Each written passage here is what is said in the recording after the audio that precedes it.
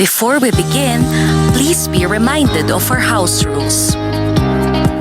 Proper decorum is expected among all participants. Any act of disrespect and rudeness will not be tolerated. Kindly key in your questions for the speakers in the chat box. Please refrain from using the chat box unless you have questions during the Q&A session or you have urgent concerns. Your microphone will be muted by default and only be enabled in case you have a query during the Q&A session.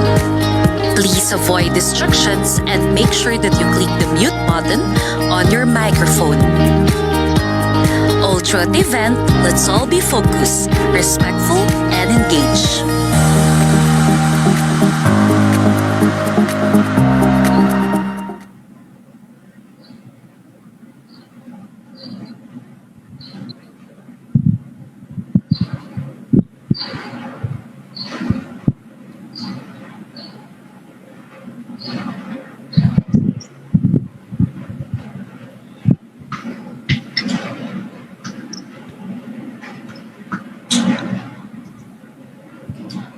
Good morning, everyone, and welcome to this Virtual Kapehan at the Philippines. All right, it's a great day out there. The sun is out, and I hope everybody is feeling well enough, all right, and everything around them is great today because we have some very interesting personalities that we will meet in this Kapehan. All right, my name is Richard Burgos, and I'm the director of the Science and Technology Information Institute of the Department of Science and Technology. And I will be the moderator for this day's Kapehan. So to set us off on the right note and to welcome all of us, we will have the message of Academician Rodora Asanza, NAST Philippine President, to be read to us by Director Luning Ning Samarita Domingo, Executive Director of the National Academy of Science and Technology. Director Ning Ning. Good morning to everyone. On behalf of the National Academy of Science and Technology Philippines, I formally welcome everyone to the 2021 Second Philippine NAST Virtual Kapehan, featuring our newly elected NAST members.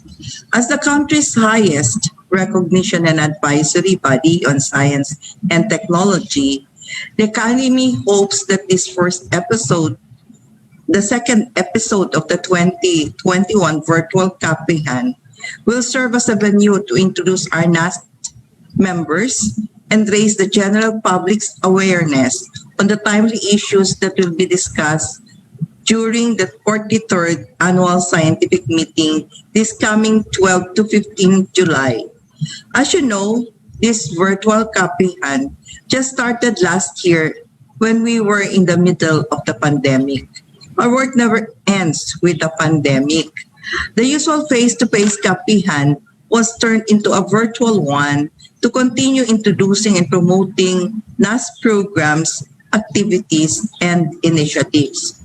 Today is a great opportunity to know about the exemplary contributions of our newly elected NAST members to the science and technology in the Philippines and discuss science-based transformation of knowledge and research into potential goods and services for the Philippines' path towards sustainability and resiliency. After this Kapehan, we also hope to see during the 43rd Annual Scientific Meeting on July 12 to 15 all of you. This year's ASM will discuss interesting topics on the following areas: food, environment and health, exploring the connections. Second, viral evolution, dynamics and modeling interventions. Third, systems approaches to address present-day hazards. Fourth, educating for our future, retrieving the COVID-19 generation. Fifth, balancing the economy and health. And the last but not the least, the health system's responses and preparedness. Other highlights include the presentation of research results of NAST awardees, as sponsored by the DOST Grants in Aid program. Presentation of the 43rd ASM resolutions, the awarding ceremony for the different NAST awards, and investiture and oath-taking of our new academicians. I would like to thank all those who worked persistently to continue what we have started last year to make this year's Virtual Kapehan a success. I would like to thank our panel of newly elected NAST members for participating and contributing to the advancement of science and technology in the country, and congratulate to all of you. Our media friends for finding time in your busy schedule to attend this important activity and support the Academy's ASM and NAST awardees. Of course, to our moderator, Director Richard Burgos of the Science and Technology Information Institute, and our NAST communication team. I wished for a fruitful exchange of ideas from our media and invited guests. Once again, welcome and a pleasant morning to everyone. Thank you very much, and congratulations to all our winners. Thank you. Back to you, Dr. Richard. Thank you very much, Director Ningning.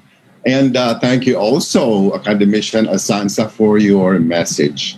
All right, so ano nga ba talaga itong hashtag Pilipinas Virtual Kapehan?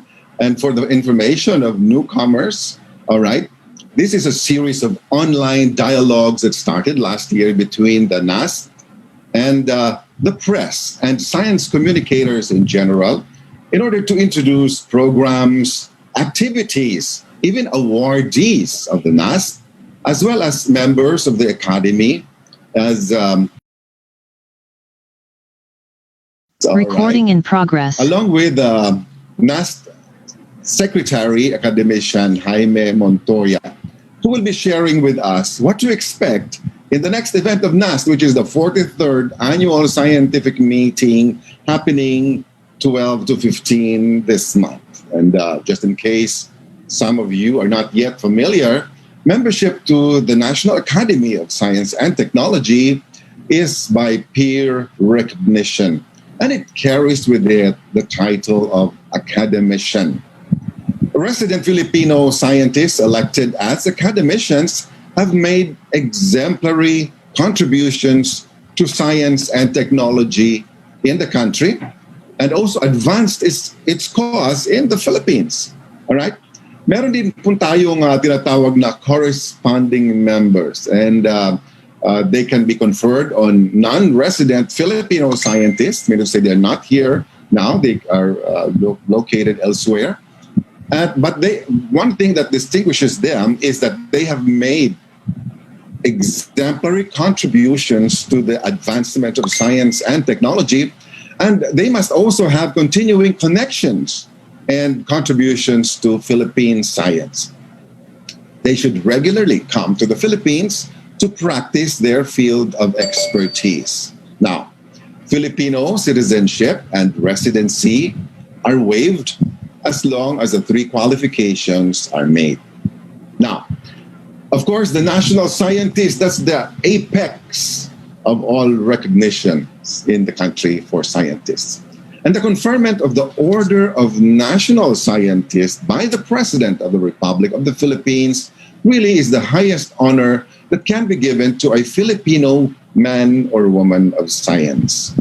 Nominees should receive 60% of the total votes of the full membership of the Academy before being recommended to the President of the country for this particular distinction and honor. Now, before I introduce our new academicians and also Dr. Montoya, gusto ko lang po sabihin na yung format po ng ating kapihan ay para lang tayong nagkukwentuhan. So we are more candid about it, and we are more personal about things. All right. I will ask some questions and directed to the academicians and also to Academician Montoya. So I'd like us to get to meet them. All right. Firstly, the Secretary of the National Academy of Science and Technology. Let's get to meet Academician Jaime Montoya. Good morning, Dr. Jimmy. Good morning, Director Richard. It's really wonderful to be part of this very enlightening meeting because it will be an opportunity for everyone to meet our new academicians, our colleagues in the academy. Sige, sisimulan ko na. Again, magandang umaga po sa inyong lahat. Good morning to everyone, our friends from the press. Learning from the past, coping with the present, and moving to the next. Napaka-intriguing, no? Salo na yung third part, moving to the next. We all know that this is not going to be the last pandemic. We are going to face newer pandemics in the future. And that is the consensus of all scientists globally. So we have to be prepared. And the only way we have to be prepared for the next pandemic is to learn from our experiences in our past pandemics. Of course, COVID-19 is not past. We are still in the midst of the pandemic. We're continually learning, we're continually coping. At sana po matuto tayo sa ating karanasan sa pandemyang ito. Ako po ay natutuwa and I'm very pleased to say that our opening ceremonies ay talagang powerhouse ang ating mga speakers. I'm very pleased to announce that our keynote message will be delivered by no less than Dr. Anthony Fauci. Alam mo si Dr. Anthony Fauci is a world celebrity. Nakikita nyo siya everywhere, CNN, BBC, name it. He is the advisor of the White House and the director of the National Institute of Allergy and Infectious Diseases at the National Institutes of Health. Nako, mahabang usapan po yan para napapayag namin siya. At the reason why pumayag siya na magsalita is because he has a special relationship with the DOST. Dahil po tayo ay maraming proyekto with the National Institutes of Health. Kaya pumayag siya. Nung una po ayaw niya kasi napakadami niya pong mga engagement. Pero pumayag po siya at kami po ay natutuwa. And aside from that, we'll also going to have Secretary Francisco Duque III as chair of the Interagency Task Force for Emerging Infectious Diseases or IATF. And sila po yung gumagawa ng mga polisiya, hindi po ba? So maganda marinig natin sa kanila kung ano ba yung mga natutunan natin sa larangang ito. And last but not the least, we also have Secretary Carlito Galvez as the lead implementer of the National Task Force. So siya po yung sa implementation side naman ng ating programa sa against COVID-19.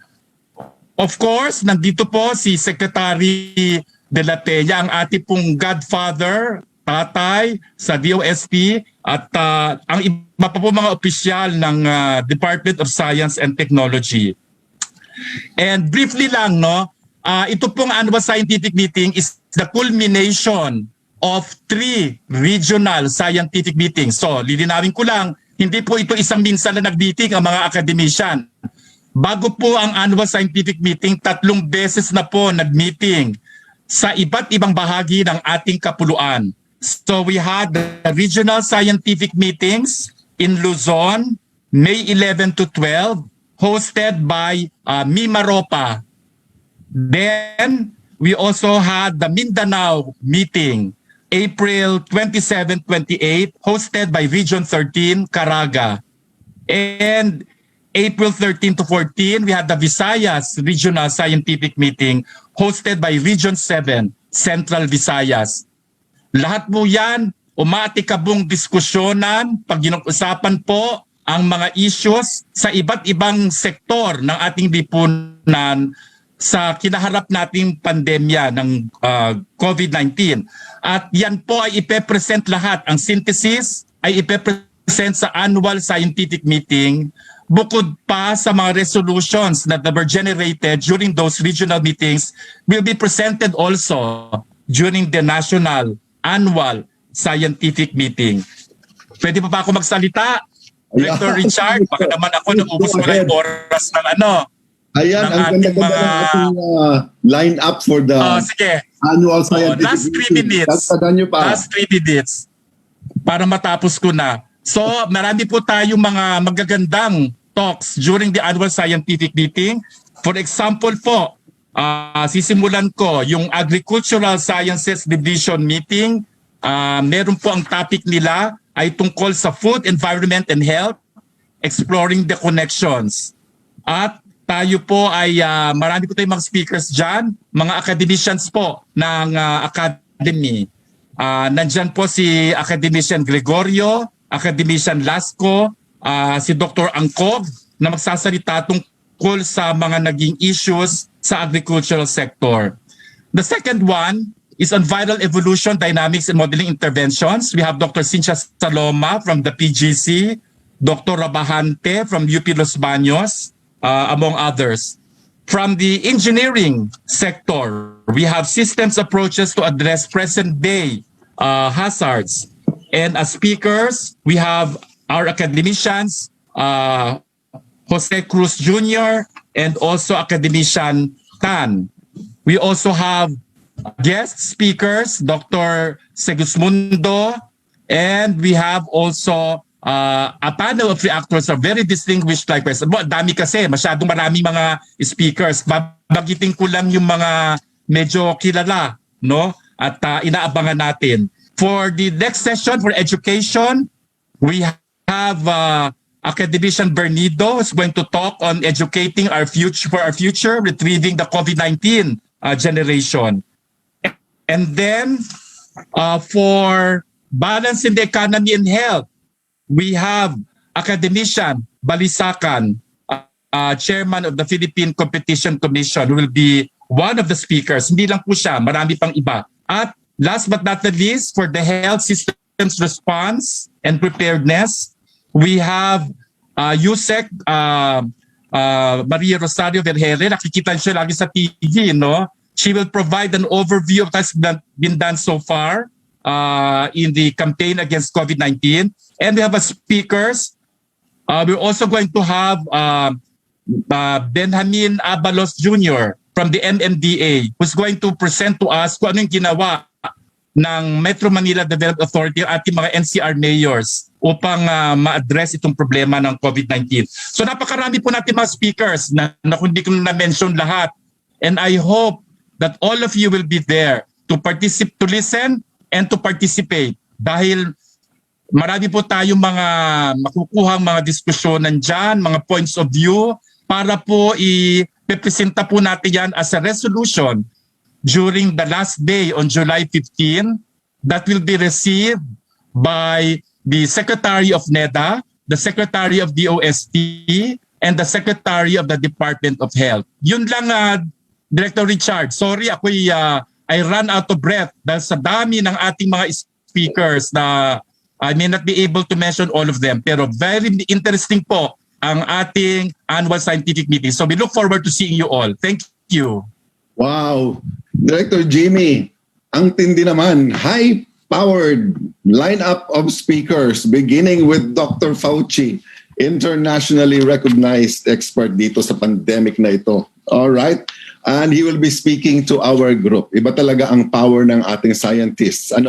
Kahit na siguro we are a small country, pero napapakinggan po tayo. So let's hear it from the experts, global experts. No? Nakakatuwa naman yung ating theme for the 43rd Annual Scientific Meeting. I don't know if I got it correct, but learning from the past, kasi nangyari na itong mga pandemya na to, coping with the present situation and moving to the next. Maganda po ang ating mga talakayan dyan. Maliban kay Dr. Fauci, meron tayong opportunity to touch base with the IATF, which has actually impacted our lives, I think more directly than we could imagine. All right? So beginning with Secretary Duque. And nakakatuwa rin that there could be other topic areas, no? And I am sure our friends in the media, all right, would be having a field day beginning Monday next week, so 12 to 15, all right? So they can piece together very interesting reports so our people can also understand what is happening from the science sector. As we continue to thrive and survive in the pandemic conditions. All right? So, andyan po, very pleased to continue this discussion, and I promised I will introduce you to our new academicians. All right. So first, let's get to meet Dr. Arvin Diaz-Mos. Good morning, Dr. Arvin. Can you introduce yourself and your background and what you are busy with right now as a scientist? Yes, thank you, Director Richard Burgos. Good morning to everyone also. And I'm very pleased to be here. Ako po si Arvin C. Diaz-Mos. I hope you can hear my audio well. Yes, sir. Loud and clear. Thank you.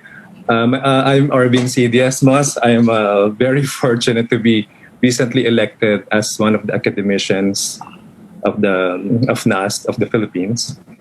And I am currently working as a museum researcher in the National Museum of the Philippines.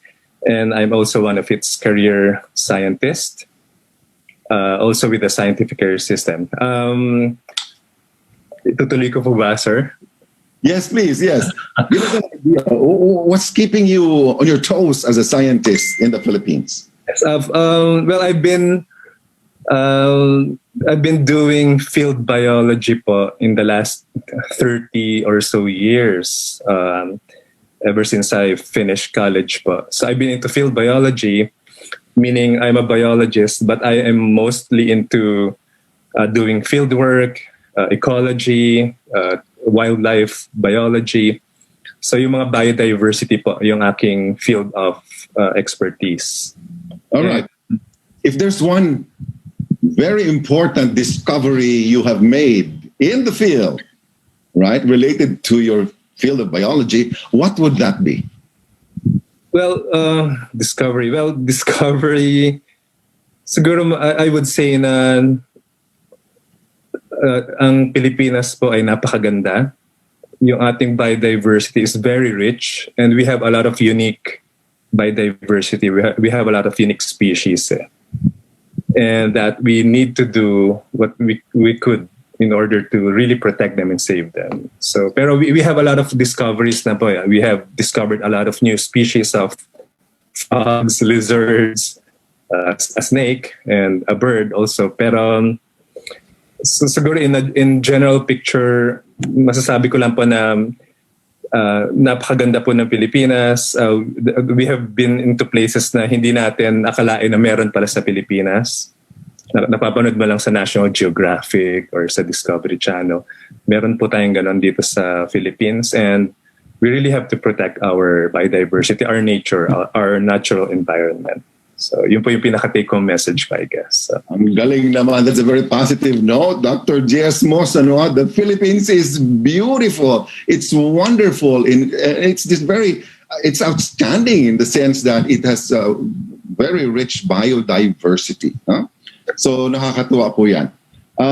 Let's get to meet Dr. Manolo Mena. Good morning, sir. Good morning to everyone. Thank you. I am Manolo Mena, a professor emeritus in metallurgical and materials engineering from UP. Currently, I'm also the director of the UP National Graduate School of Engineering. And I also chair the Board of Trustees of the Philippine Society of Youth Science Clubs. The Philippine Society of Youth Science Clubs promotes the public understanding of science, technology, and the environment among elementary and high school students. I was a founding member of the PSYSC in 1971, having been an NSDB. NSDB pa po ang tawag sa inyo noon. I was a science fair winner in 1971, and 26 of us from the whole country organized the Philippine Society of Youth Science Club. So for now, I've been teaching for more than 44 years. I also have 20 years experience in the semiconductor industry. My research is involved in the recovery of metals such as chromium, copper, cobalt, nickel, and gold. from non-traditional sources, as well as chemical corrosion engineering. My current focus is on materials from local sources for electric vehicle batteries. Our country is blessed with the largest cobalt and nickel laterite deposit, and nickel is becoming a very important metal and material for making electric vehicle batteries. So we're looking at processes wherein we can recover, refine this material and make it into electric vehicle batteries, and not just ship them out of the country to other countries for their refining. Thank you po. Wow, Dr. Mena, ang dami-dami nyo na palang nagawa. 44 years teaching, sharing your knowledge, of course, also sharing best practices, especially in metallurgy. Napakahalaga yan ngayon, especially sa panahon kung saan electric vehicles na po ang ating patutunguhan. All right? And Yes, sir. Yes. New batteries, okay? So nickel pala, mayaman din pala tayo niyan. Okay? We are po. All right. I'm also very happy to know that you are a founding member of the PSYSC. We work very well with the... Yes, sir. We do work together very closely in taking care of our elementary and high school students. Yes po. We have a project at STII, yung ating Star Books. At ginagamit nila ng PSYSC whenever they have science camps. So they drive activities to this virtual science and technology library. So doon po sila kumukuha ng mga questions for their quizzes. Ang galing-galing po. Yes. So it's I'm interesting. Interesting nga po na with the pandemic, because we're now doing it virtually, we have more participation. Normally, when we were doing this face-to-face, we have a few hundreds, but now we're into thousands. And thank you to STI for its support. Correct. Salamat po. Maraming salamat talaga. Yes, from hundreds to thousands. That's what virtuality can accomplish for us. And lalong-lalo na tayo in the Philippines, we are so divided by islands, and languages and culture and religion. But, technology allows us to come together wherever we are, all right, and discuss things. So I hope we can also benefit from the same technology so that during the 43rd Annual Scientific Meeting, more people can participate and benefit from all these rich discussions about science in the country. Let's get to meet our third newest academician, Dr. Camilo Roa Jr. Sir, good morning po.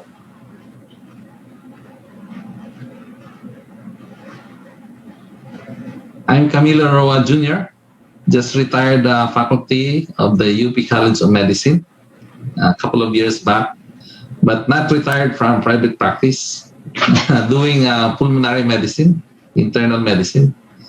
And I guess that's the greatest conglomeration of possible things that I can do, being in the academe and then in the clinics.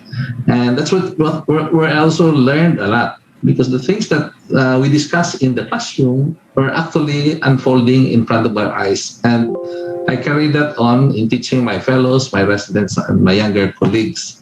So I'm also into research, and the research angle, we have actually established the normal lung function values among Filipinos. And you cannot just pluck it from a textbook, because the normality of a person depends on the race, in the place where he is staying, and so on. So we just have to get from our population the normal values. And being in the hospital, I also participated in some inventions like mechanical ambu bagger. We use that, sometime before we lack machines, and patients were bugged by relatives because they cannot breathe. And what if the relative is already sleepy? So that's a problem. So we put a mechanical ambu bagger to take care of that. But we have hence migrated into a production actually of a full-fledged ventilator that would cost a fraction of what it would cost internationally. Well, you probably, Richard, will ask me what are the more important things I got to learn also as an application of what I observed. it's actually the pushing of an advocacy, pushing the advocacy to control tuberculosis. And you know, this TB is a very tenacious problem since antiquity is a problem. And even now, more people are dying from TB than ever before. And that can be said in the Philippines. But today, we have now better technologies. We have new information. We have new data, for example, telling us that the X-ray, with all its imperfections, is actually a very good screening tool, that we now have a way of documenting TB by using something like RT-PCR. Actually, we are familiar with RT-PCR because we have used it for diagnosing TB, whereas before we just color it with a smear. Oh my, it's a whale of a difference in terms of sensitivity. And then we have also medicines now that can be more curative and even friendly to subjects. And also we have learned how to handle actually TB that is not yet manifesting. We call it latent tuberculosis. So that's because of technology. But all this, of course, should be the perspective that we just biomedical science, we cannot cure TB. It has to have something addressed to the socio-cultural, economic dimensions. And with that, I formed the Philippine Coalition Against TB. So we joined science and technology with humanistic, social side of a person. We have the civil society helping us, and I think this is one learning I have, and I would push forward being a member of the NAST. Wow, that is a lot of information to hear from you, Dr. Roa. At nakakatuwa kasi very relevant yung pulmonology or pulmonary medicine, lalong-lalo na ngayon sa panahon ng pandemya. One of the first organs of the body that's attacked by the virus is the lungs. And yes, ventilators, but also like what kinds of medications will be effective in addressing problems of the lungs in a patient that's positive with the COVID-19. So nakakatuwa that we have a new academician who is an expert in pulmonary medicine. Nag-retire man siya, but he is still very active. All right? Advocating for the prevention, cure, and administration of solutions to tuberculosis. I'm sure our former President Quezon would be very happy in his grave right now because you are there. So thank you very much, Dr. Roa. Next, let's get to meet Dr. Cristina Montiel. Ma'am Tina, good morning po. Hi, good morning. Tell us about yourself and your discipline and what makes you excited about social psychology, lalong-lalo na ngayon sa panahon ng pandemya. Hello again. I'm Dr. Cristina Montiel. I've been with the Ateneo de Manila for more than 45 years, where I serve as a peace and political psychology professor. So in that field, I study behaviors and mental processes of groups and persons engaged in politics and peace building. I've published around 100 papers in various high-impact international and local journals and also book chapters. My research revolves around the psychology of democratic transitions and the psychology of peace building. I have established several research labs in political psychology where I mentor junior faculty and graduate students in scholarly work. My most productive research lab at the moment is called the Analytics for Democratization Group, where we investigate mass political psychologies through text analytics and computational social science. We have an ongoing study that compares Facebook posts and comments of the local government units in Metro Manila. We look at what the mayor's office is saying and what the followers of the Facebook page are saying also. That's still an ongoing study. I have been a political psychologist practitioner for a long time too. I've participated in civil movements like the Sumilaw Farmers Walk for Land and electoral campaigns. I have advised all government agencies like the Commission for Human Rights and the Office of the Presidential Advisor for the Peace Process. As a scholar, I have worked as the Encyclopedia Managing Editor of the Encyclopedia of Peace Psychology by Wiley Blackwell. I was book editor of the Peace Psychology in Asia by Springer. And I've been to research and teaching fellowships abroad, such as in universities such as Georgetown University, Ohio State University, University of Hawaii, Australia National University, La Trobe University, Xiamen in China University, National University of Malaysia, and in Germany, Technical University of Chemnitz-Zwickau. And in recognition of my international contributions, I've been awarded the prestigious Ralph White Lifetime Achievement Award from the Division of Peace Psychology of the American Psychological Association, and the Distinguished Contribution Award from the Global Organization of Psychologists for Social Responsibility. Thanks. That's it. Wow. That's it, Pansit. More than a mouthful, but I'm so excited because alam mo, may psychology pala ang democratization. All right? And napapanahon talaga ito ngayon. These are the topics that are burning issues of the day, especially now that we are in front of another electoral process. Ano kaya ang mangyayari? So, the country is so, parang Dynamic. Yes, dynamic, parang quicksand guy. Because unless you know where your feet are, all right, you could all be like swallowed into this phenomenon that we call elections. Nakakatawa po yung field of research po ninyo, Ma'am Tina. Thank you. Oo nga po. Lalong-lalo na yung behaviors and mental processes. Politics. I love it. What's the one word that you can describe our mental processes now? Colorful. Yellow, red, blue, white. Oo nga po, politics is such a rainbow of colors. So, there you have it. Ladies and gentlemen, our friends in the media, our science communicators, nakita nyo naman, napaka-colorful talaga ng ating mga academicians. And they are good in their field, di ba? And that's why they are academicians. Let me take a second round of questions for our new academicians. Dr. Diaz-Mos, meron ka bang relationship sa study mo doon sa pinakamalaking buhaya sa Pilipinas? I see. Si Lolong po, si Lolong the saltwater crocodile. Yes. Actually, I study herpetology. That's my specialization. And there are only a few, actually less than a handful herpetologists in the country. Isa na po dyan si national scientist Angel Alcala. All right.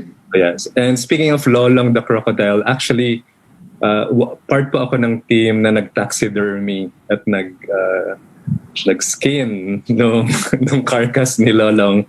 And it took us like 12 hours to do it. So, when it died last February, a few years ago.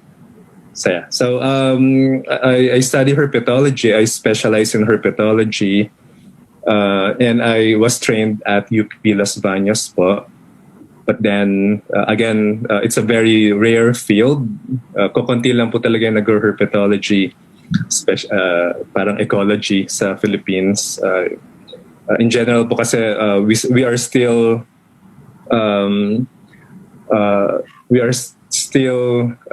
trying to gain, a critical mass ng mga ecologists, the people who would study our biodiversity, our nature. So, pero I think we're getting there. So, yeah.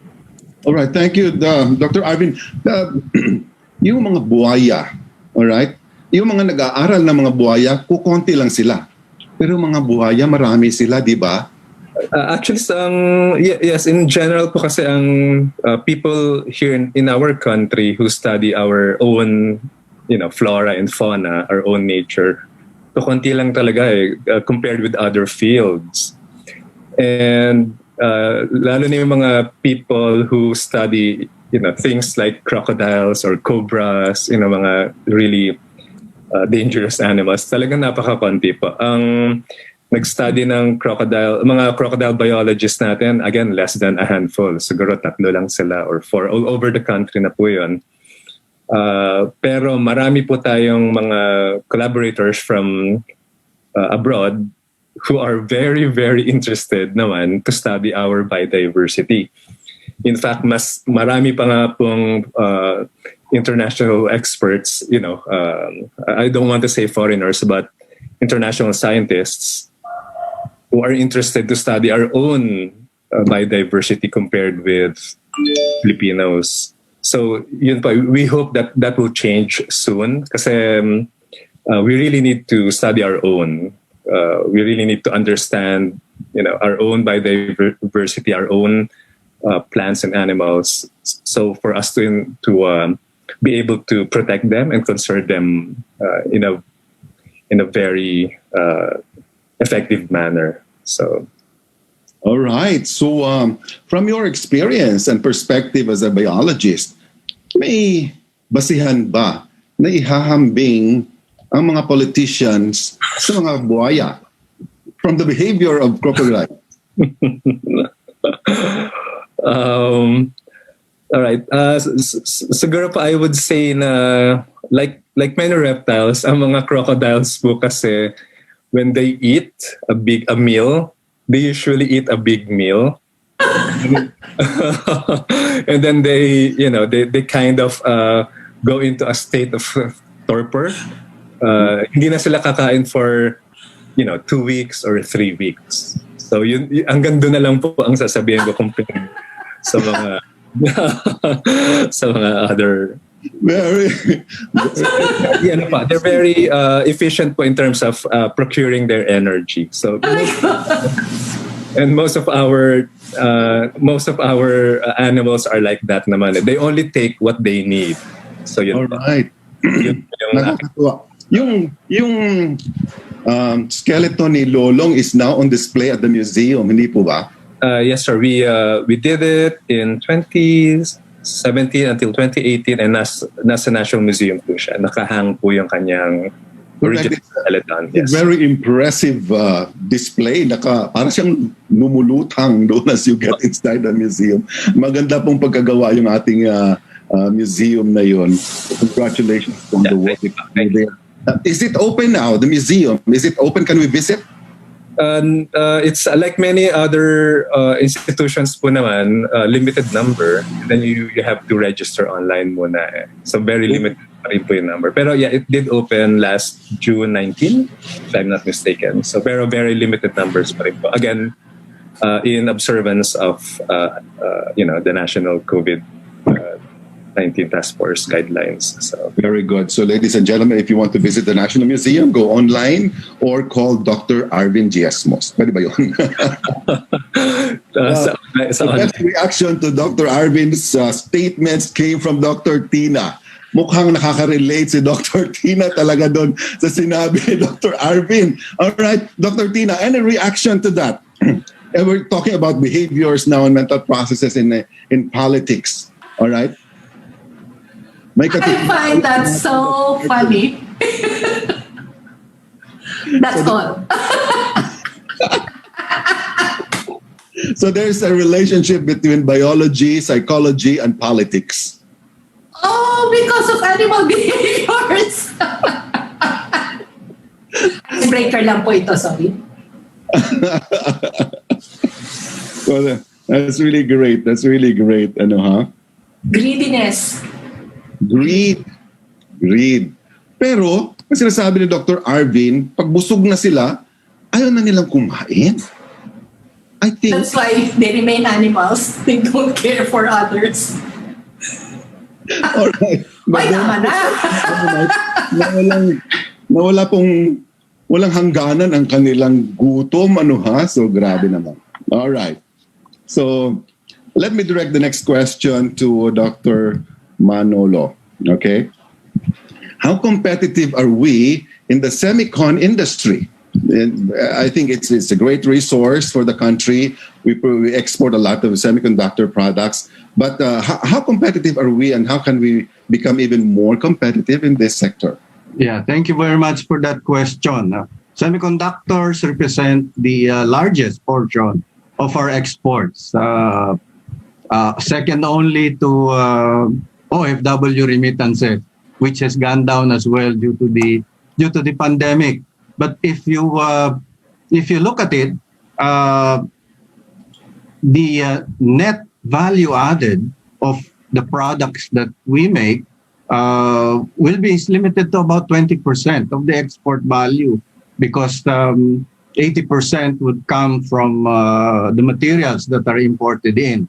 And it's not that we don't like the 20%, because the industry employs a lot of people and have helped improve the standard of living of a lot of engineers and operators here in the Philippines. Still, together with the Semiconductor and Electronics Industries in the Philippines Incorporated, or SAPI, the industry is looking to increasing the value added to this contribution of labor to semiconductor products. So companies are now going into applications engineering, which means na pagkatinda ng products nila, then customers can come and ask them what's the best way that we can use these products in our application. So we're doing that here now. We're also starting to do device design itself. Yung semiconductor chip mismo. Nag-uumpisa na po sa Pilipinas. We have a handful of companies who have started doing that in the Philippines itself. So hindi na lang tayo yung nagpa-packaging and electrical testing as well, but rather we are into the design and applications already. And by the way, in January po, I will be presenting a policy paper on semiconductors and how we can further increase the value added as a program of the College of Engineering in its 110th foundation, as well as in support of the National Academy of Science and Technology. So I hope I will be able to invite the audience and a lot of you to this, so we can talk more about it, kasi limited ang ating oras dito sa ating kapihan this morning. Marami pa po tayong magagawa. Alright, biro mo yun. Second only to OFW remittances, yung income from our semicon exports. And that's really, I think we don't talk a lot about it. I think we should sharpen our capacities and enhance our capabilities in this area. So we are really globally competitive. And nakita naman natin during the pandemic, nagkaubusan yata ng semiconductors, di ba? Opo, nag-slow down yung mga ibang companies kasi nga nagkakaubusan tayo ng devices. All right. So are we better off now under the pandemic than before the pandemic in terms of our semiconductor industry? I think we are still trying to catch up from what has happened, because we had to stop production when the pandemic was in its height. All right. So all the more reason that we should be opening up our economy so our manufacturers can continue producing semiconductor exports for the country. Yes, sir. Improve our economic standing. So thank you very much, Dr. Mena. All right. Let me ask another question to Dr. Roa. You mentioned about ventilators. How soon can we expect ventilators available in the country made by Filipinos? We are completing actually the bench work. We have done the bench testing, trying to see how the devices perform after so many hours of being turned on. We are in the process of starting actually the clinical work.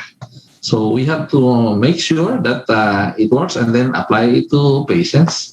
And siguro in like before the year end, we have some report already that will be available. Wow, that's great news, diba? So before that can even be a headline news, according to and we have several models actually.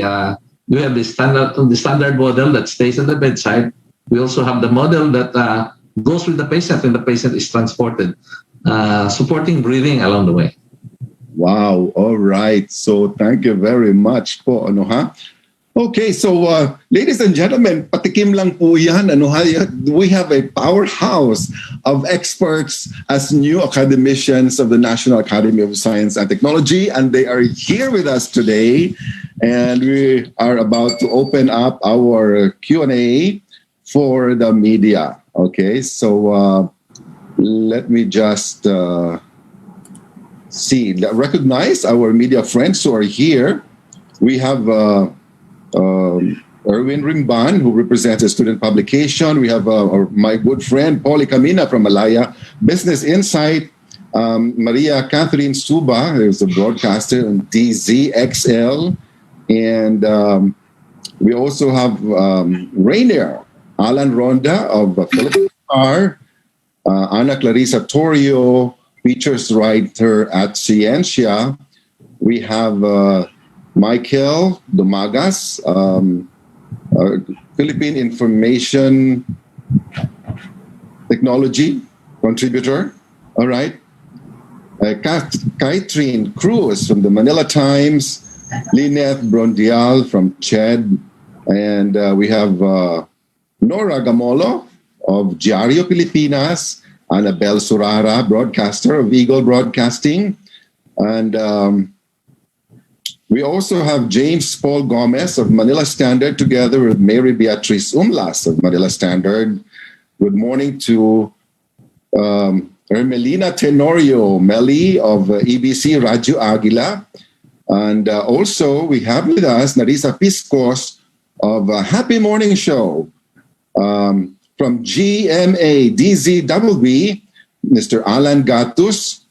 And who else is here? From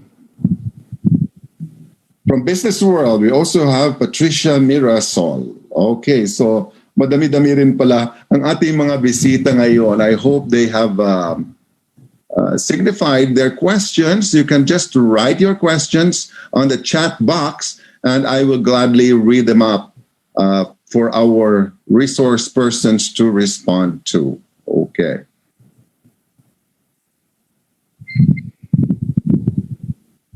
Any questions?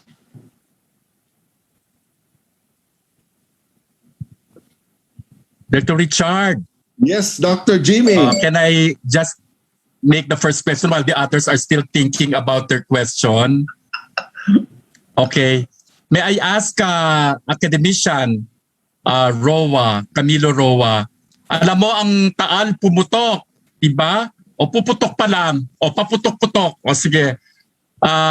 Gusto ko lang makuha kay Dr. Roa, ano ba ang potential hazards nito sa kalusugan natin? Kasi tingin ko that's very relevant, especially for the people in the vicinity of Taal. And even for us, minsan nakakaabot hanggang sa atin yung mga ashfall at saka yung mga usok na lumalabas sa bulkan. May I ask ka, Dr. Roa, kasi I know this is within your specialty. Thank you. Yes, Dr. Montoya. When the volcano erupts, two things come out, gas and particles. Okay, as far as the gas, there are heavier gases than others, and they can actually spread nearby in the area, as well as those that are flown away and get somehow deposited far, far away. Now, these gases can bypass our natural defenses. Okay, our normal respiratory passages are so well elegantly defended by the branching, by the cilia, but the gases can get in. And among people who are sensitive, those with asthma history, they can really create trouble. Among those who are not that sensitive, the normal people, they can still cough, they will have irritation, but minor at that. Now, the other one is the particles. Now, if you have a boulder, it will hit you immediately. But the ones that you see in terms of particles actually don't get easily into the lungs because they will be filtered out by the upper airways and they don't get into the lower respiratory tract or the alveoli. So the damage, however, can be far away. And this is more important because the small ones, we call them respirable particles. When the volcano erupts, it will be pushed up high into the stratosphere. And where the wind goes, 40 kilometers away, 50 kilometers away, that's where the potential dropping of the smaller particles, which those people don't even see. And then they will have an increase in respiratory symptoms. In the clinics, there will be more consultations and so on.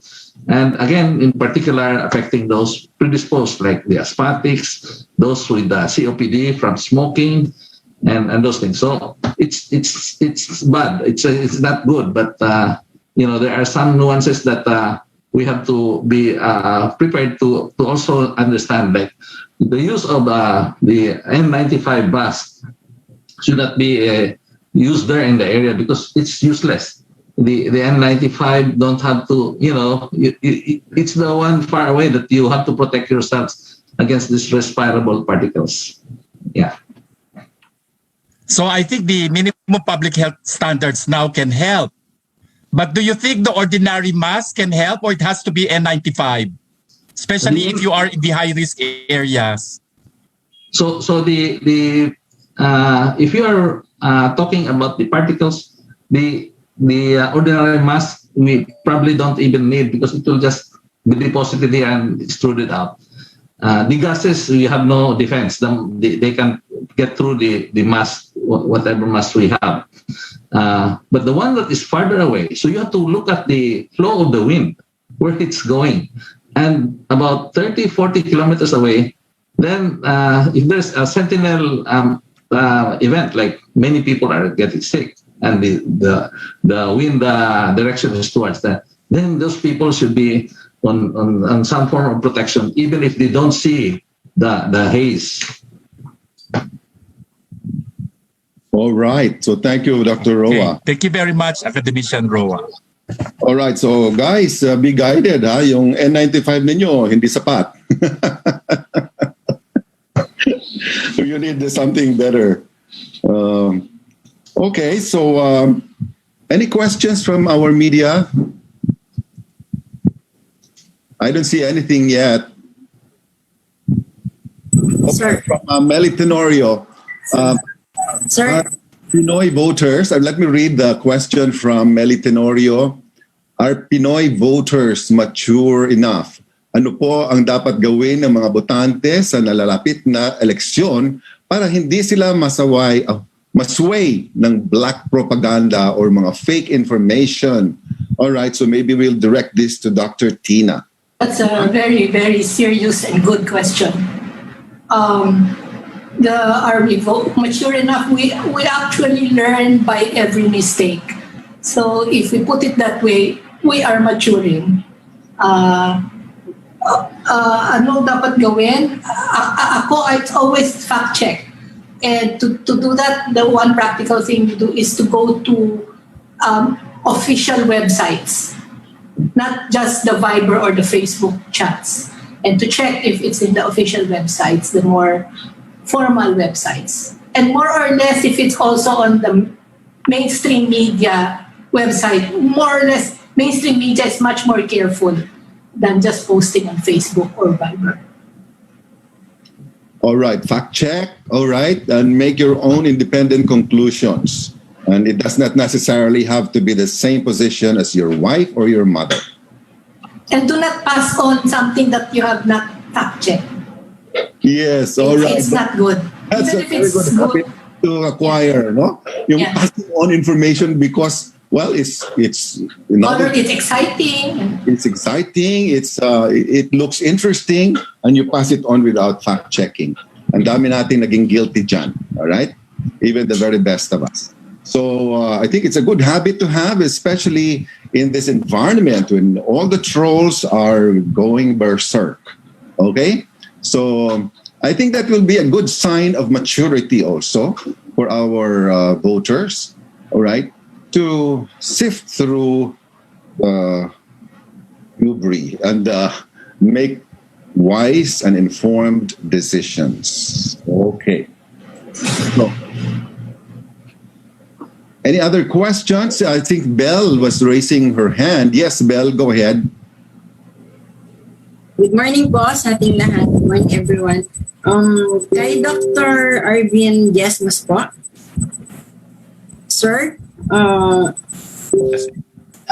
paano po naapektuhan ng pandemya, yung ating pong work sa National Museum of the Philippines. And meron po bang mga karagdagan o mga bagong naidagdag po bukod po dun sa mga naandun na po?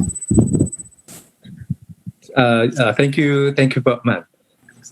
Well, in terms sa National Museum, yung workflow po doon, especially sa mga researchers po na katulad namin, may effect po dahil definitely we have to follow yung national guidelines. So nabawasan yung workforce, etc.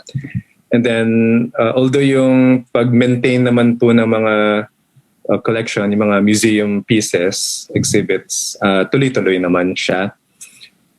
Although again, limited po yung time dahil na rin po sa nangyayari. And then, although we've adapted naman since last year, like other agencies, so ang hindi lang po talaga naidagdag sa collection namin, again, the National Museum kasi is the national repository of in terms of natural history, kami po yung repository ng specimens natin ng flora and fauna, di ba, ng Philippines. So bawal kasi, well, limited yung capability to do field work, to travel, again because of the current national situation. So hindi po siya nadadagdagan yung collection ng mga at least for the natural history specimens pa. Although again, the maintenance continues and tuloy-tuloy naman po yung pag-maintain sa exhibits. And kung makakabisita po kayo sa institution, sa museum, especially sa natural history, kung saan po ako nag-work as researcher, ay nandun naman po intact naman po yung mga exhibits and others. Pero yung limited access pa rin po kasi sa collection, sa research collection. So, Kasama po ba ang ating pong National Museum sa mga pinayagan po na pwede kong may magpunta po? At kung meron po, may schedule din po ba? Yes. Katulad po ng nasabi ko kanina, the DOT included the institutions sa mga allowed po na mga government institutions na pwede mag-operate na po. Pero on a very limited capacity. And visitors, viewers have been visiting naman our museum for several weeks na since June 19th on a limited capacity again, katulad po na itinakda ng IATF. And they can sign on naman. May mga websites where they can, especially sa Facebook ng National Museum, they can check it out para makapag-sign on for a visit. Thank you, sir. Isang question po, Director, kay Dr. Manolo po. Okay. Kay Dr. Manolo po, since kayo po ay nakikihalubilo sa mga kabataan, ano po reaction nyo sa mga kabataan ngayon na very aggressive po sa lahat po ng bagay, lalo na po sa mga social media po? Actually po, maganda yung pagiging aggressive ng mga bata. Kailangan lang natin siyang i-channel. Kasi nga, ang nakikita namin na maganda sa mga bata ay tinatanong nila lahat yung mga bagay. Kamukha nga sabi ni Dr. Tina kanina, you have to examine everything. And that is what's nice and what we'd like to encourage among the children. And basically, if you stop asking questions, then that kills the creativity of the children.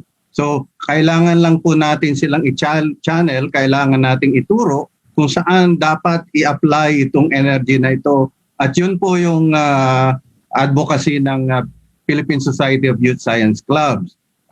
We would like that their understanding of science, technology, and the environment be broadened para doon po ma-channel yung kanilang energy at hindi doon sa mga ibang bagay na hindi ka nais-nais at hindi makakatulong sa pag-unlad ng ating bayan. So that's where our advocacy is together with STI.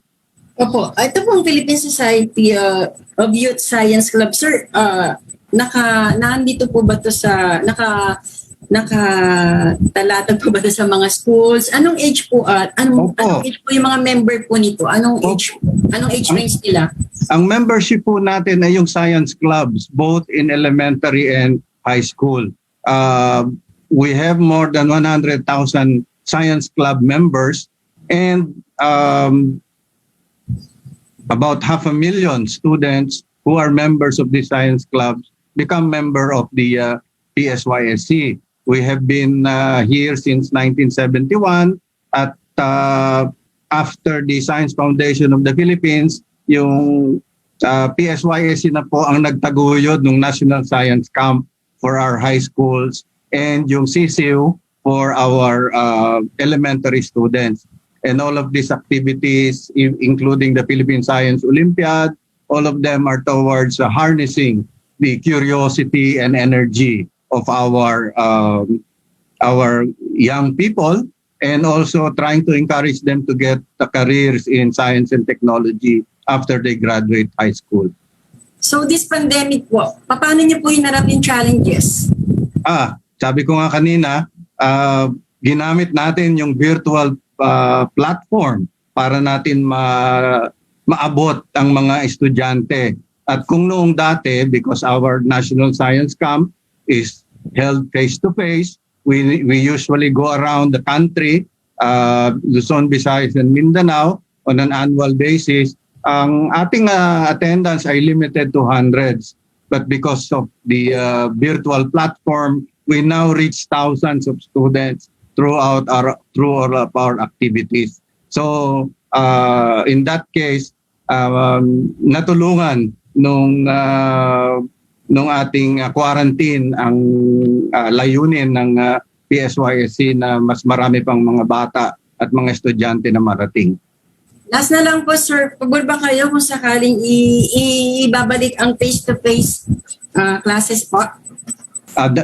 Nasa ano na po yan, nasa IATF, depende sa sitwasyon natin. Medyo may kahirapan, kasi po I am teaching, medyo may kahirapan yung remote classes, pero under the situation, we have to make the most of it. And when the IATF declares that we're able to come back to face-to-face, then that's the only time we will be able to do so. Okay, thank you so much. Thank you for your kind answer, sir. Thank you. Salamat po. Thank you, Mel. The next question will come from Narisa, who raised her hand earlier. And then we will read the question from Melly Tenorio again. Narisa? Happy morning po. My questions, napaka-imposible, pero baka maging posible dahil alam ko matatalino yung ating mga scientists, lalo na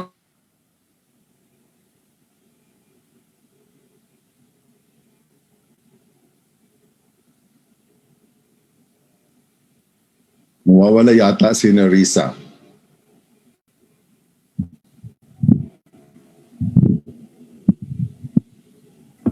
Narisa, are you still there? Yeah, nag-freeze si Narisa.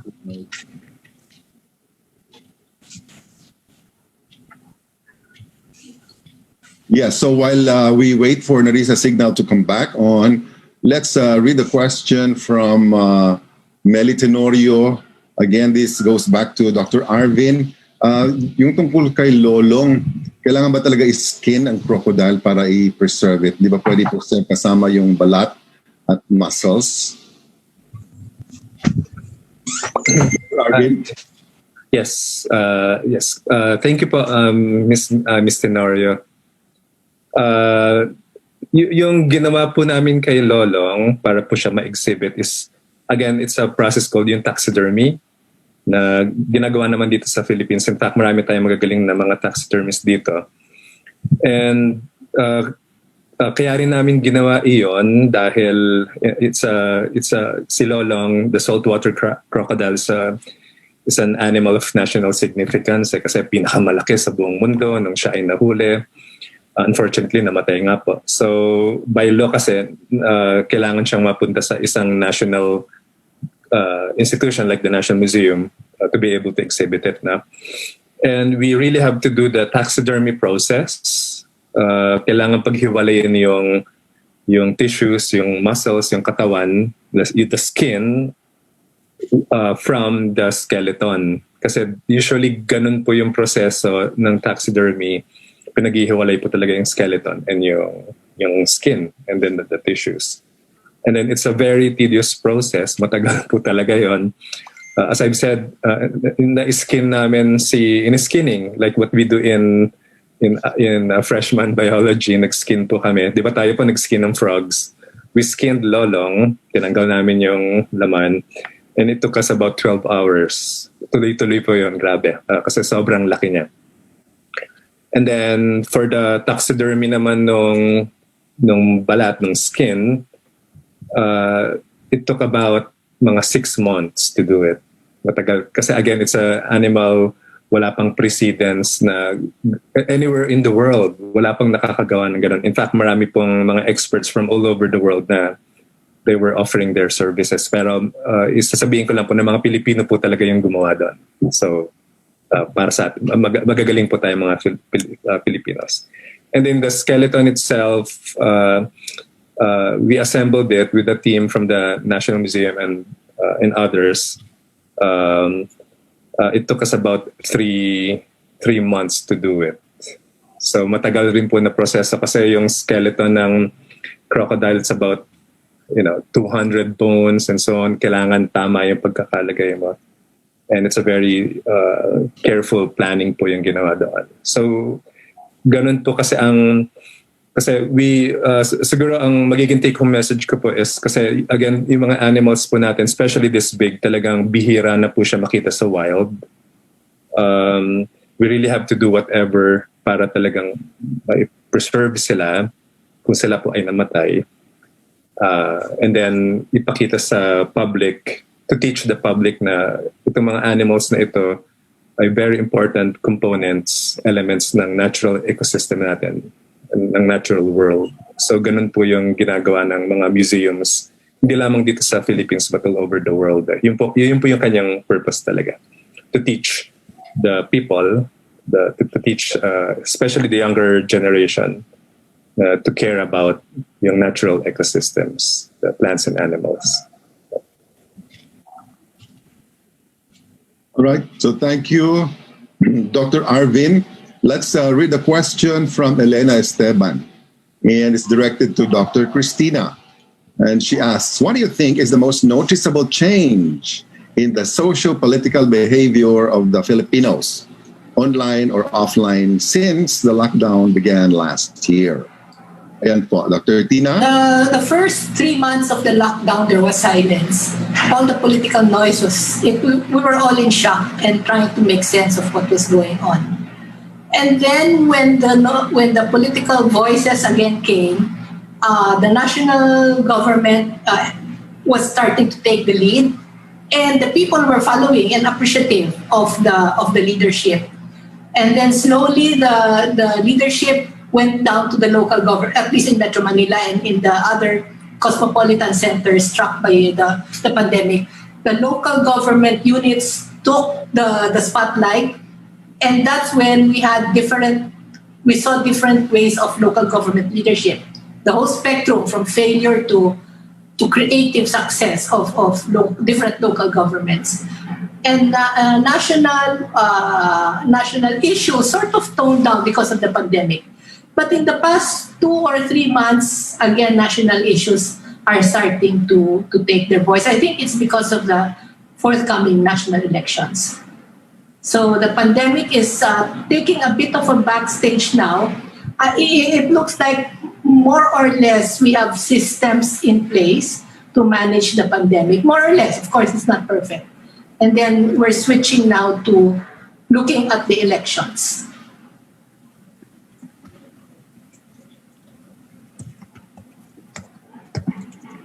Right. Thank you very much, Dr. Tina. Okay, so the next question, and she directs this to all our new academicians. Ang observation po niya, ang tanong po niya, ang effort natin sa Pilipinas to promote science Ano pa po ang maaari natin gawin to communicate science to the public at makuha ang kanilang interes, lalong-lalo na sa mga kabataan?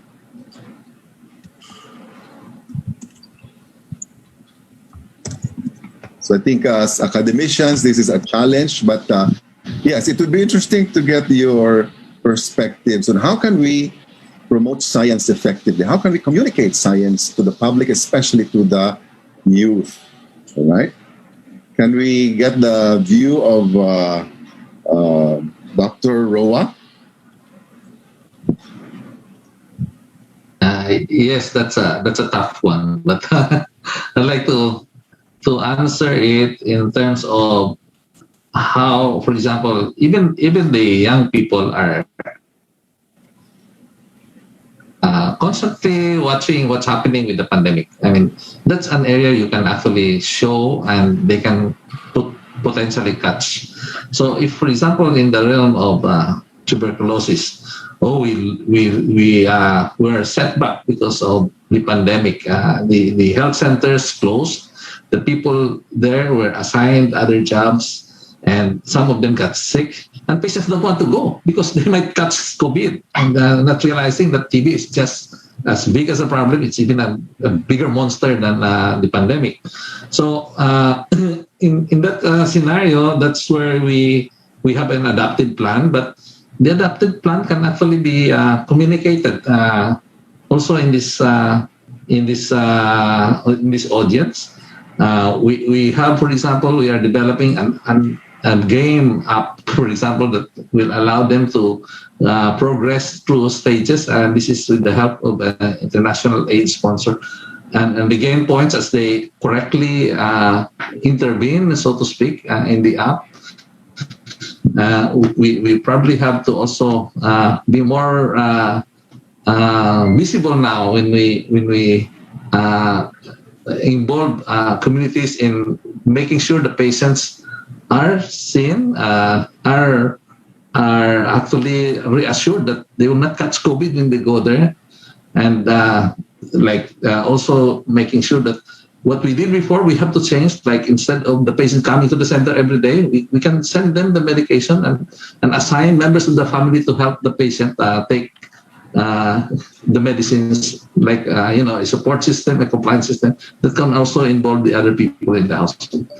So maybe that's one of them. There might be some other ideas of my other academicians colleagues here. Right. So can we hear from Dr. Mena? What do you think, Dr. Mena? How can we more effectively communicate your kind of science to the youth? Yes, sir. Dito po makakatulong sa atin talaga yung ating broadcast industry. And that's why as PSYSC, we go to radio stations. We've gone twice to a couple of them to talk about the programs of the PSYSC. And for the information of everybody, the Science Education Institute actually is in the forefront of this. We had a MOA signing last April 14 with more than 20 partners. PSYSC is just one. And these are all organizations dealing with the youth and their education towards science. So mayroon pong efforts na nangyayari, and we welcome the support of the broadcast industry so we can reach more of these children towards educating them in science and technology. Salamat po. Well, thank you very much, Dr. Mena. Can we hear from Dr. Arvin? How can we communicate better to the youth? Yes. Thank you for the questions. Nakikita po dyan kasi may mga short-term and long-term na. For short-term goals para makarating kagad yung mensahe ng ng science sa youth natin, definitely let's make good use nitong itong mga YouTube, mga TikTok, itong mga social platform, Facebook and everything. And I marami na naman pong gumagamit nun ngayon. Although katulad po na nasabi ng ilan, and I'm sure alam po ng marami sa atin dito yan, na kailangan tama po yung information na binibahagi na sa youth eh. Kailangan po yun eh. And yun po yung tricky part kasi how do you filter out yung mga real science with good message compared with the pseudoscience, di ba? Mga ganun pa. And ang DOST naman, marami na rin mga programa na ginagawa dyan. Ituloy lang po yun, yung mga ganong ginagawa, like yung report ng secretary sa science. Kailangan lang siya mag-appeal talaga sa youth. And then, gusto ko lang po i-emphasize na we really need a lot of good science writers. Di ba po? Ito po yung mga, kasi sa ibang bansa, marami pong ganon, yung mga journalists, mga science writers na talagang nagbabasa ng mga scientific papers or nag-i-interview ng mga scientists para maipamahaging ng maayos yung mensahe talaga, yung kwento ng science. Kasi if we expect scientists to do it, yung makipag-usap makapag-usap ng hindi masyadong technical and so on. Mahihirapan po kasi mga scientists. Although may mga scientists po tayo talaga, mga researchers na meron pong talent, okay, to do that, na to really break down yung mga technical and then iparating sa youth, sa general public yung yung buod, no?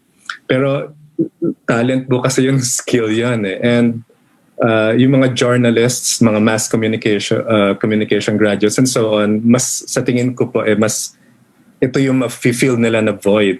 Now, we really need good science writers na para maiparating talaga yung mensahe ng science, yung kwento ng science sa general public. So, we really need to develop that skill sa ating society. All right, so there's an important role for science communicators to reach out, especially to the youth. Lastly po, si Dr. Tina, your thoughts on this? I agree with what everybody said. Social media, the social media of the youth, TikTok, Facebook. Facebook is not for the youth; it's for the older ones. The generate the younger ones, and video games. I like what Dr. Ro was saying. Do video games that have scientific stimulation. Wow, that's so nice. So I think tama po yun. We need to reach out to the youth, particularly because they constitute the greater majority or yes, wherever we are speaking or communicating. And we need to create touch points with them on the platforms that they use. So tama po yung TikTok, for example, why not use it? The youth, the young people are first to go into new platforms. And scientists maybe try to follow suit, understand where the platform is all about, how can we maximize its use. But yes, the challenge is really to understand the platforms that our audiences use. Our challenge as science communicators is to create access to our own content. All right? Kasi kailangan, nag-produce tayo ng content, kailangan ma-access yan ng ating audiences. Secondly, we need to provide content that is understandable, okay, in the language that's spoken by our audiences. And last, also, we need to provide meaningful content that is reliable and relatable. Okay? And lastly, it should be accurate. No? Para naman mapagkatiwalaan nila tayo. Okay? So, yan po, it's a useful acronym, yung AURA. Access, understandable content, reliable content, and accurate content. So, the challenge to communicate to the youth is an ever-present challenge to all of us communicators. Now, Narisa is back online. I think naka-charge na yung kanyang phone, kanyang laptop. Yes, Narisa, you can share with us your question. Medyo nag-lobat pala agad. Yung kanina nga po, alam ko napaka-imposible itong tanong ko, pero baka maging posible dahil alam kong gaano katatalino at kahusay ng ating mga scientists. Yung na-interview ko po kasi si Yusek Solidum tungkol sa Vulcan Taal, tanong ko nga bakit di mamatay-matayan kasi aktibo masyado at bakit may mga bulkan na namamatay. Sabi nga dahil hanggat may magma, so mabubuhay po talaga. Kako bakit hindi na lang magkaroon ng high technology na ubusin na lang yung magma? Kaya napaka-imposible. Kaya po, tanong ko dyan sa ating mga scientists na masama po ba yon sa ating kalikasan na mawala yung lubusan ng mga bulkan natin? At baka ito yung solution at baka maka-invento tayo o magkaroon ng gano'n, ng innovation na alisin yung magma para wala nang masirang mga ari-arian o buhay at mapakinabangan or manatili pa rin ang bulkan at tao na lang umalis. Isa yun sa mga question ko lang na kasi patuloy nga ang problema tungkol dyan sa pagsabog ng mga bulkan at tuloy-tuloy yung problema ng ating gobyerno. Baka lang sakali yung ating mga scientists makaisip ng solution para maubos yung magma. Ano lang po yun, baka sakali lang ako. Tapos, would anyone venture to respond to the question or concern of Narisa? Ako. Salamat sa tanong. Bilang psychologist, isipin na lang natin pag maraming naiipon na mainit sa loob ng tao, mga emosyon, pag hindi lumabas yun, mamamatay yung tao. Kaya kailangan lumabas. Siyempre pag labas, meron ibang nasasaktan. Pero nakakatulong din pag lumalabas, nakakatulong din. Parang yung bulkan. Pag parating nasa loob, masisira yung ilalim ng lupain natin. Kailangan rin lumabas yun. At paglabas, may mga nasira, pero may magagandang nangyayari din pag lumabas. Mas magiging stable yung nasa ilalim. Ganun din sa lipunan, pag naiipon, hindi nakakasalita yung mga tao, naiipon doon, nasisira yung kabuuan ng lipunan na nagtatago na lang. Kaya kailangan may mga pamamaraan na lumabas. Okay. Yun. Last question na lang po kay Dr. Montoya and kay Director Luningding. Ano po yung ating mabisang maipapayo para sa ating mga NAST awardees, yung mga opportunities na naghihintay sa kanila, kaya mga research nila na hindi po masayang lang or yung iba kasi baka po is hindi napapansin tapos or hindi pinagkakakitaan or hindi nabigyan ng tugon or pondo, nabigyan ng pondo ng gobyerno. Ano pong mabisang payo natin sa kanila para hindi po masayang ang mga ito at magpatuloy pa rin po sila kasi kailangan natin ang mga scientists po. Okay. Can I take that first opportunity? Thank you very much for the question. Alam mo, napaka-ganda ng tanong mo dahil lalo na sa ating mga outstanding young scientists na na-interview pa lang last week at yung mga kabataan na nabibigyan ng recognition at even itong ating mga academicians, no? Isa po kasi sa ating obligasyon bilang mga scientifico ay ipaalam natin sa nakararami ang ating nalalaman dahil ito ay nakatutulong not only in adding to the fund of information but may also be used by people to solve certain issues or problems. So kaya ko sinabi yan dahil minsan and kasama na ako doon ang mga ibang mga scientists ay matutuwa na po tayo na nagpa-publish, no? Yung lalabas sa journal, may citation, tapos masaya na tayo. So marami, mas mabuti. Wala namang masama doon. Kaya lang isipin natin na sino ba nagbabasa ng mga journal? Ang nagbabasa ng journal ay tayo-tayo rin. So limitado rin ang scope. So kailangan masanay tayo makipag-usap at ito nga sinabi ni Director Richard kanina, it's really communication. Unfortunately, scientists do not have, well, I'm not generalizing, no, but most of us tend to be technical and we do not know how to speak to the public. We always assume that they will understand. Or some scientists think that by being technical, magaling ka, diba? So, hindi Dapat maunawaan tayo ng taong bayan because that's the only way that we will find relevance in society. Pag hindi na naintindihan na ginagawa natin, parang wala tayong ginagawa.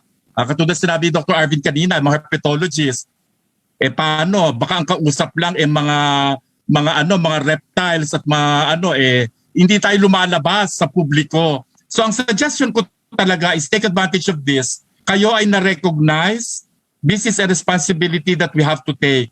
And our responsibility is to make it known to the public what we are doing at kung paano ito makatutulong sa kanila sa isang paraan na kanilang mauunawaan. So we provide the venue for that. Conferences, policy fora, venue with the media, katulad dito, mga press conferences, social media platform, at saka mainstream media. Lahat po yan, may access tayo at gagawin po natin yan para malaman ng lahat yung ginagawa ng ating mga scientists. So, yun po ang aking may contribute. And of course, before I forget, napakailaga, inspire people. Ako, tingin ko, kaya tayo nandito ngayon, ang ating mga distinguished, accomplished scientists is really to inspire people. Para yung mga batang nanonood, maaari sabihin na, naggawa nila yon, siguro magagawa ko rin yon. Yun ang maganda. Diyan nagsisimula. It starts with the dream. And making that dream possible by seeing people like them, they can relate to, make it possible. So yun yung aking masishare dyan. Thank you. Thank you, Dr. Jimmy. All right, let's move on to Dr. JD Agapito, who sent in this comment. So congratulations po sa ating mga bagong academicians.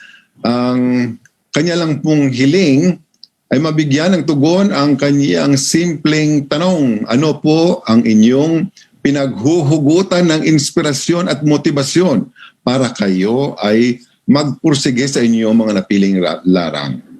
So, thank you, Dr. JD, for that question. Maybe we can ask everyone to comment on this. Where do you get your inspiration and motivation? Ang gusto kong dagdagan, makakatulong ba ito yung paghirang sa inyo biglang academicians in your work? Can we start with Dr. Arvin? Thank you, Director. Pinaghuhugutan. Yes. Siguro masasabi ko, kasi I'm now in my 50s, early 50s. So nasa mid part na lang buhay stage. Definitely, marami kasi naka-influence simula pa ng pagkabata. Ganun naman yan, di ba? Usually pagbata tayo, dyan nag-start yan eh. And malaking influence, definitely mga teachers before. And then, very influential rin yung parents. I'm just lucky na intact yung family namin, maganda yung naging buhay, and so on. So, malaking influence nila para maging maayos yung paglaki. And then later on, naging very influential rin for me to really strive yung aking own family, yung aking wife, si May, at yung daughters ko, si Asia and Panjaya. Naging inspiration sila, motivation, apart from my nanay and tatay rin at mga kapatid. So very important po yung relationship, yung personal relationship at sa paghubog ng katauhan, di ba, ng personality. And syempre yung institution natin, yung UPLB, very influential. And when I met people like Dr. Cuevas, Virginia Cuevas, National Scientist Angel Alcala, sila po talaga yung nagtumulong na ito yung maging pwedeng direction ng kung gusto mo maging scientist.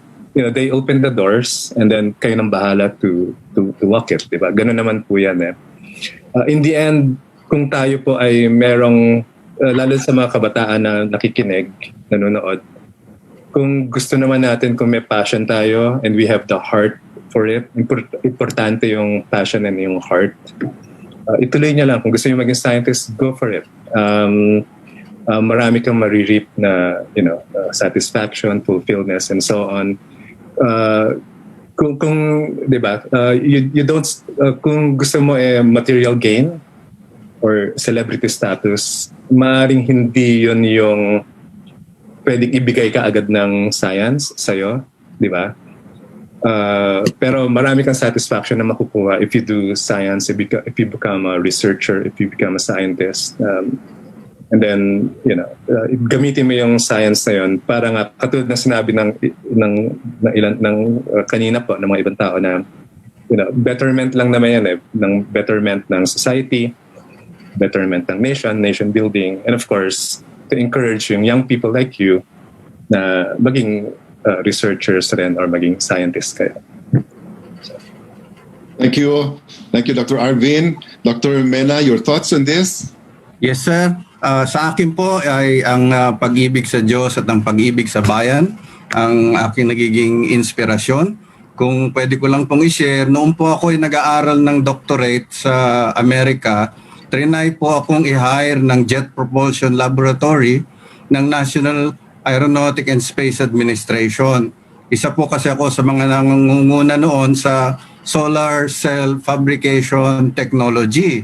At kailangan po sa mga aerospace ang solar cells. Pero dahil pinadala po ako ng UP, sinabi ko po na I have a moral obligation to my university and my country to come back. I may be able to pay for the financial obligation but never the moral obligation. Kaya po ako ay umuwi at nagturo sa Universidad ng Pilipinas.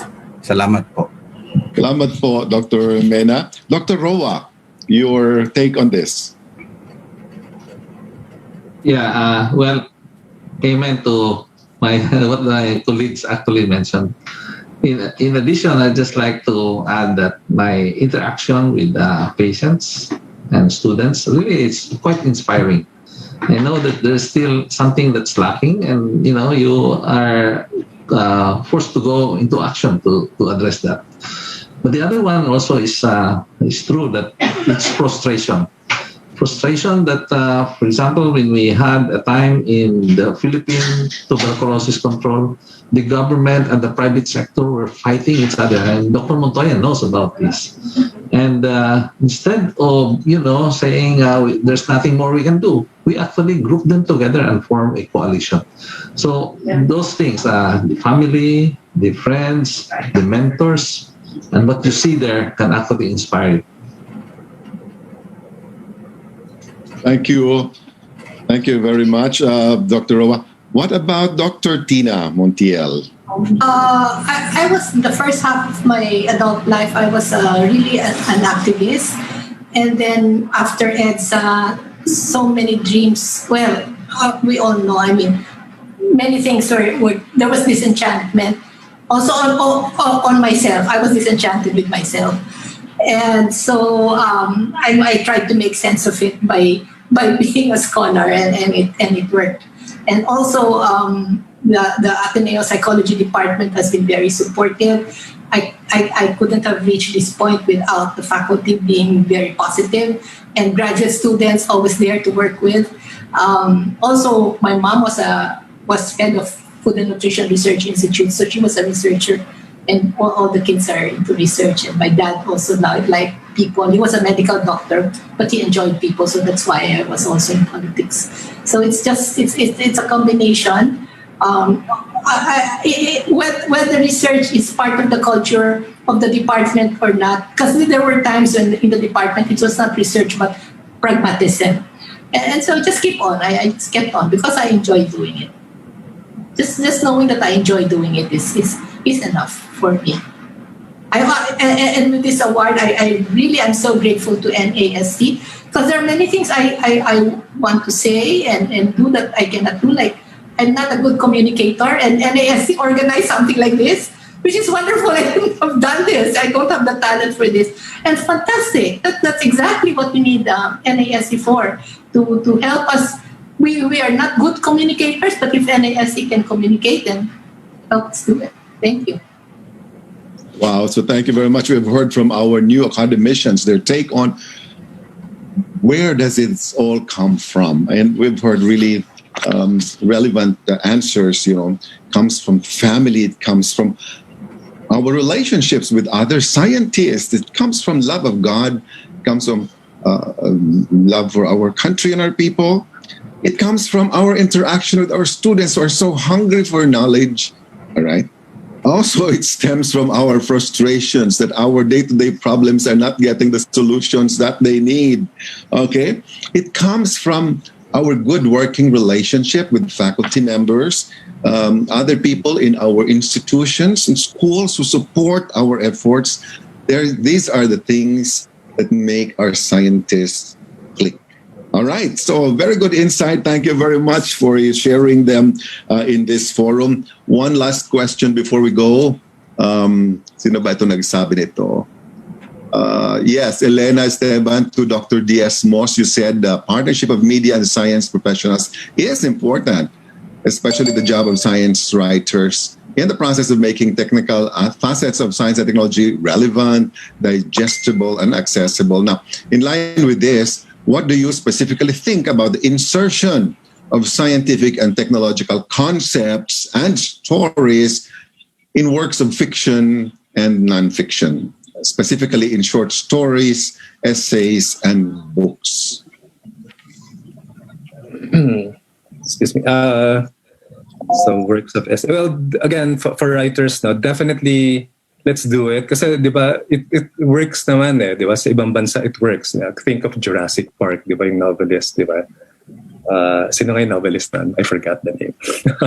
But anyway, dito sa Philippines kasi kulang pa yun talaga eh. We really need good science communicators. Again, NAST and DOS are doing a good job, para maiparating yung science sa public.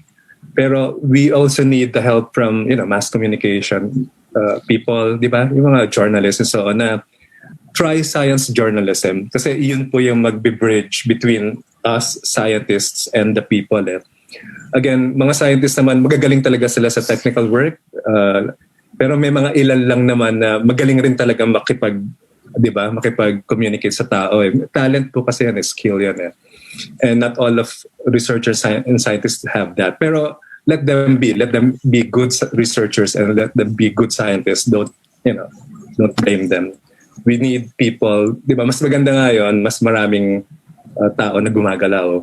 And isa lang yung goal is to make science accessible sa public.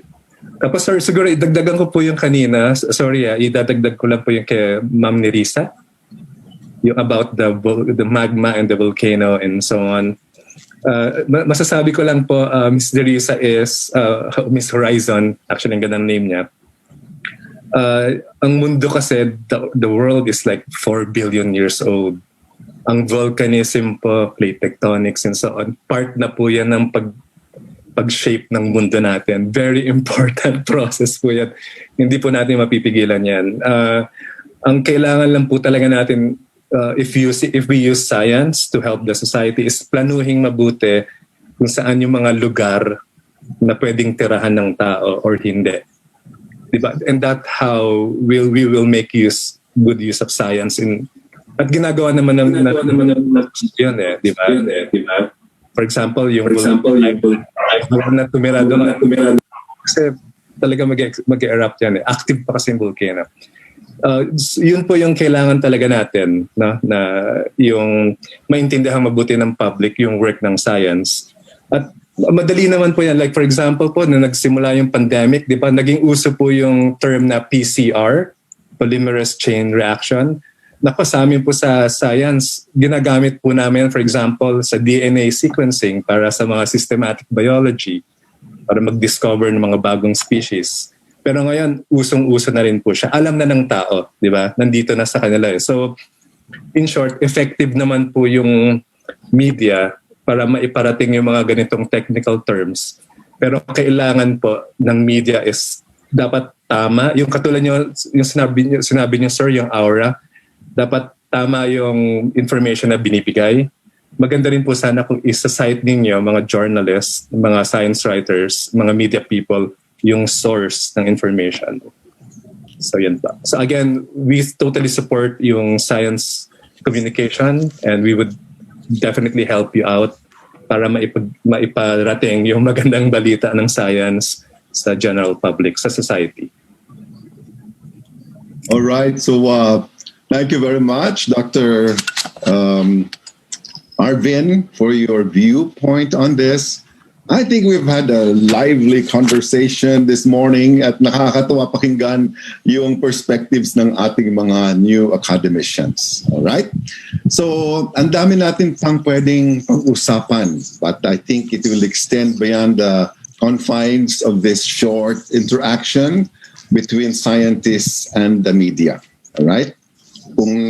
If it only depended on us, maybe we can also decide where to channel the fury of our volcanoes.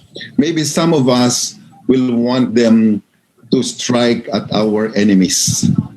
But that is not the realm of science anymore, but of wishful thinking. Okay, so on that note, ladies and gentlemen, there will be other interesting conversations with our scientists in the future, so watch out for these opportunities. The next one is coming along next week on July 12 to 15 during the 43rd Annual Scientific Meeting organized by the National Academy of Science and Technology. So sana we invite everybody to participate in that very important and exciting and also very relevant discussion of issues that impact all of us. All right? All of us have a stake here. So let's all participate and do our share. So thank you all very much. Now, we've come to the end of our session, and I'd really like to hear the concluding remarks from NAST, okay? May I call on Ms. Luning Ning Samarita Domingo, the Director of the National Academy of Science and Technology, for her closing remarks. Hi, again, magandang umaga po sa inyong lahat.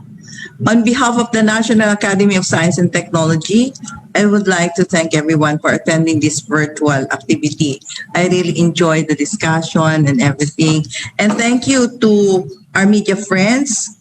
And if you have scoops, news reports, blogs produced about the Academy on or related to our members and awardees, please let us know. I would like to thank also our newly elected academicians for your time. I enjoy it at madami pong ways sa NAS para kayo ay mabigyan ng exposure, makapagsalita, to communicate what you want, and also so that our media friends also can interview you and give exposure to you. I would like also to thank our moderator, Director Richard. Thank you, Friendship, for your help. And we hope to see you in the 43rd Annual Scientific Meeting this July 12 to 15 via Zoom. We are also inviting you to follow our social media accounts for information and updates on our future activities. Again, good morning ta sa lahat and stay safe. Thank you very much po. Tama-tama yung kay Secretary Boy na Science for the People. Thank you po. Thank you. Thank you, Director Ning Ning. Thank you for supporting also the I think the need of scientists to be able to communicate effectively. Kasi that's really part of their advocacy. That's part of what they want to accomplish while they can still accomplish these things. So before we go, I'd like to request all of our participants to put on their video so we can have a group photo. It's been an exciting interaction, and we want to document that for posterity's sake, as well as for the commission and audit. All right, so the Secretariat will take photos, but in the meantime, I'd like to invite you to accomplish the evaluation form for this event, and this can be accessed in the link that is now going to be flashed on your screens. All right? So take a look at this link and you can follow that. All right. Participants who accomplish the evaluation form are entitled to receive a system-generated certificate of attendance. So kung ano po ang ilalagay ninyo sa name portion, yun po ang lalabas sa certificate ninyo. Inanyayahan ko kayo na gawin ito sa tamang paraan. No? Huwag niyo ilagay Heart Evangelista kasi yung certificate mapupunta kay Heart Evangelista.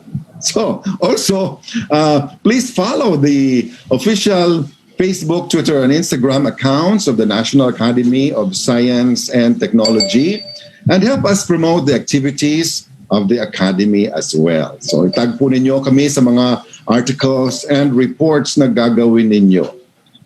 For those, again, interested to be part of Scoop, please register bit.ly/Scoop Directory. Ayan po, para mapasama po kayo in our network. Okay? So thank you, everyone. Have a wonderful day ahead of you. Enjoy your lunch. And yes, it's brighter outside now. I think we can really enjoy the rest of the day. Thank you very much. Magandang hapon po sa inyong lahat.